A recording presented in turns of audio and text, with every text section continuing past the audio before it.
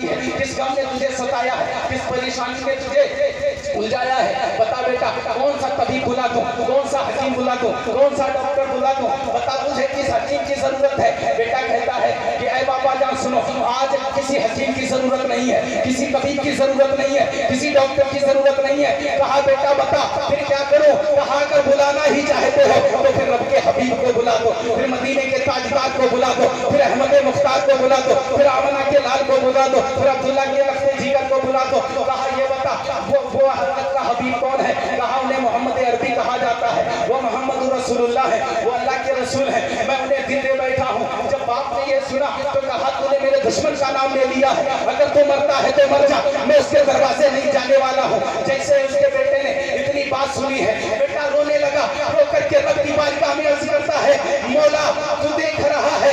आका अलैहिस्सलातु वस्सलाम की हुजरे की तरफ रुख किया, रो करके अर्ज करता है कि या रसूल अल्लाह मैं बीमार हूँ, मैं मुसीबत में हूँ, मैं चलने के काबिल नहीं हूँ, मैं आने के काबिल नहीं हूँ। या रसूल अल्लाह अल्लाह ने आपको मालिक व मुख्तार बनाया है, अगर मैं नहीं आ सकता हूँ तो कम से कम आप तो आ सकते हैं, आप तो आ सकते हैं।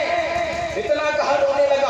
बाप ने जब सुना तो कहा मेरा दिल तो नहीं करता जाने का, लेकिन मरने वाले की आपकी आरज़ू पूरी की जाती है। बेटा ये बता अगर मैं उनके दरवाजे जाऊंगा तो क्या वो तशरीफ लाएंगे। कहा पापा जाना तेरा काम है, वहां जाकर के बस तू बता दे, आना तो मेरे मुस्तफा का काम है।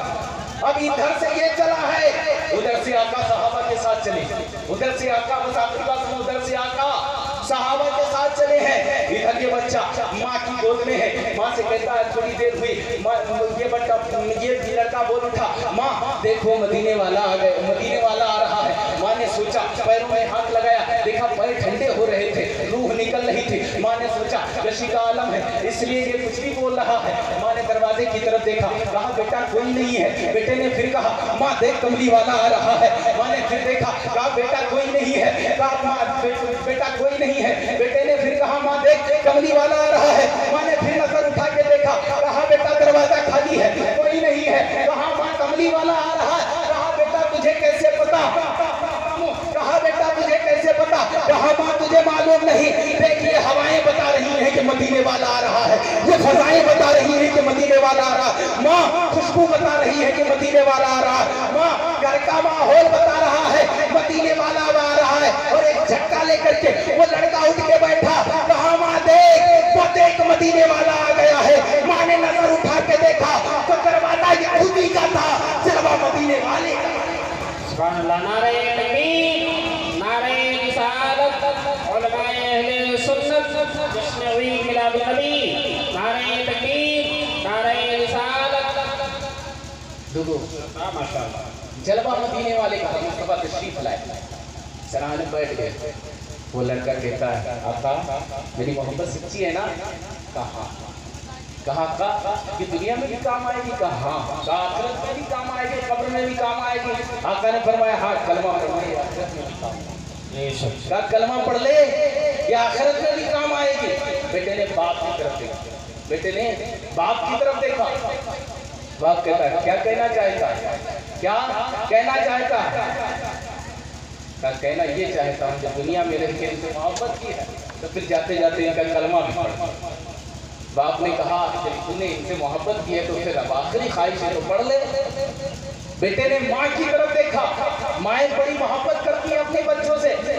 जब माँ की तरफ देखा, माँ ने कहा बेटे जिसमें बेटे की रजा हो उसमें माँ की भी रजा हो, उसमें माँ की भी रजा होती है। अब इसने कलमा पढ़ा है, जैसे कलमा पढ़ा अब इसकी रूह कब से उसरी से परवाज कर गई। अब आका अलैहिस्सलातु वस्सलाम जब वापस चले हैं तो ये यहूदी कहने लगा कि या रसूल अल्लाह अब इसने कलमा पढ़ लिया है, ये आपकी बिरादरी का हो गया है, इसलिए इसको लेकर के जाएं, इसके कफन का इंतजाम और इसके दफन का इंतजाम भी आप ही करें। आका अलैहिस्सलातु वस्सलाम ने फरमाया लोगों जनाजे तो बहुत देखे होंगे तुमने, लेकिन सुनो चाहे वो जमींदार हो चाहे वो थानेदार हो, हर किसी का जनाजा अपने ही घर से उठता है, लेकिन ये मेरा आशिक है, अब इसका जनाजा इसके घर से नहीं बल्कि मदीने वाले के घर से निकले।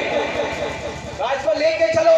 अब लेके गए, गुस्ल दिया गया उस नन्हे से आशिक को, फिर उसकी नमाज हुई, फिर उसके जनाजे को जब मदीने की गलियों में घुमाया गया है तो सहाबा ने देखा कि आका अलैहिस्सलातु वस्सलाम उसके के बल चल रहे थे, अपने पंजों के बल चल रहे थे। उसके बाद में साहबा ने देखा कि आका जब उसको कब्र में उतारा गया तो जो है आका सर्दियों का मौसम था, लेकिन आका सलाम के चेहरे से पसीना टपक रहा था। उसके दफन करने के बाद में जब वापस तशरीफ लाए तो साहबा ने कहा या रसूल अल्लाह गुस्ताखी माफ हो, लेकिन एक बात पूछना चाहते हैं। आका ने पूछा, आका ने कहा पूछो, क्या पूछना चाहते हो?